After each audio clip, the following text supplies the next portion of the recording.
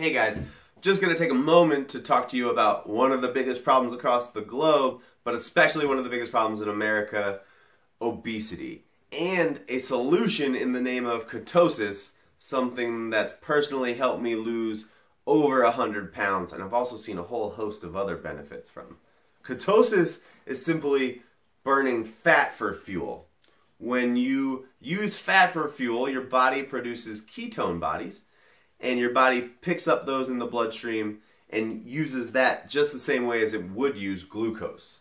This obesity epidemic has actually been a gradual problem, and it was even in the 50s when Dr. Jean Mayer did research with two groups of mice who he fed the same exact amount of calories, but one group lived a sedentary lifestyle and one group lived an active lifestyle, and of course the sedentary mice became obese. This led to an exercise epidemic which didn't solve anything. So, government stepped in to try to find a link between diet and obesity. That led to the first dietary guidelines in America, something we still have today. Unfortunately, those dietary guidelines vilified fat and told us to increase our carb intake. In the March 2014 NPR article, Why We Got Fatter During the Fat-Free Food Boom, Allison Aubrey noted that the increase of sugar in the 90s actually led to more obesity and obesity-related illnesses, and unfortunately it led to more early deaths.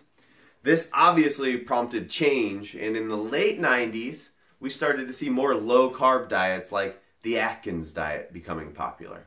Unfortunately, people were still under the low-fat mindset, and low-fat and low-carb just doesn't work out. We have to have some source of energy, and if it's not going to be carbs, it's going to need to be fat. The couple Meredith Loring and Sammy Inkinen proved that you can go and perform with low carb as they traveled from California to Hawaii on a rowboat in a record-breaking 45 days, the previous record being 60 days. They did it all in a state of ketosis, something that other athletes have performed well with, like the Lakers, LeBron James, Joe Rogan, and competitive endurance athlete Ben Greenfield, who has actually done a lot of research and experiments in the field of ketosis. So, when you perform at these levels and you're running fast, or you're just not eating carbs, you're depleting your glucose. That leads to your body switching into ketosis, and it's picking up that fat and using it for fuel, which can take up to 6 weeks of an adaptation process where your body is learning to use those ketone bodies. Unfortunately, we didn't have the luxury of sugar thousands of years ago, so fortunately our body does have that biological adaptation of ketosis when we don't have glucose available.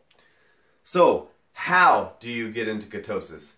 It's as simple as what you don't eat, carbs. So you can fast and get into ketosis. And there was a gentleman, a 27-year-old male, who fasted for 382 days under medical supervision. It was Dr. W.K. Stewart and associate Laura Fleming who documented this gentleman's experience in their 1973 case study, Features of a Successful Therapeutic Fast of 382 Days, where they followed this guy around and found he lost 293 pounds over the course of his just over a year. And then he was able to maintain his weight loss since then and is still living a healthy life. So, we can obviously cure obesity with ketosis. What else can we cure? What other benefits do we get? It was osteopathic physician Dr. Joseph Marcola who stated the benefits of ketosis in his article, Conditions Shown to Benefit from a Ketogenic Diet. And he showed that ketosis can help with things even as severe as Alzheimer's and Parkinson's. Personally, I've also noted higher levels of energy. I don't need to nap in the middle of the day anymore. My heartburn has completely disappeared. And I used to wake up with this brain fog where in the mornings I would just feel a little bit hazy and sluggish, and now I really do wake up feeling well rested and ready to start my day. So if we're not going to eat carbs to get into ketosis, what are we going to eat? Typically we want to aim for 80% of our calories to come from fat, 15% to come from protein, and 5% to come from glucose. That most of the time those 5%, those carbs are going to be coming from green vegetables, hopefully. Where you don't want to go over the 15% protein, because if you eat too much protein, your body can convert the protein into glucose through a process known as gluconeogenesis. So what do we eat? We eat some of the most nutrient-dense natural foods on the planet. Eggs, vegetables like broccoli and cabbage. We're going to cook with coconut oil.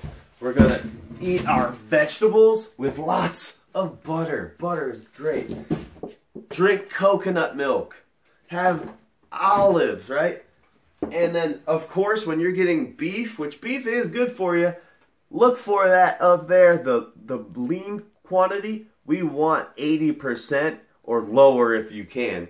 85% not so bad, but once you start getting in the 90, we're not eating a lot of fat. Not only are we going to get the benefits from that fat, but it also doesn't taste as good. And we want things to taste good. This isn't about restricting ourselves. This is about finding what resonates with our body. And if we can hopefully spread new information about healthy living, we can dispel some of those old nutritional myths. And all the while, we're improving not only our quality of life, but also our quantity of life. Thank you.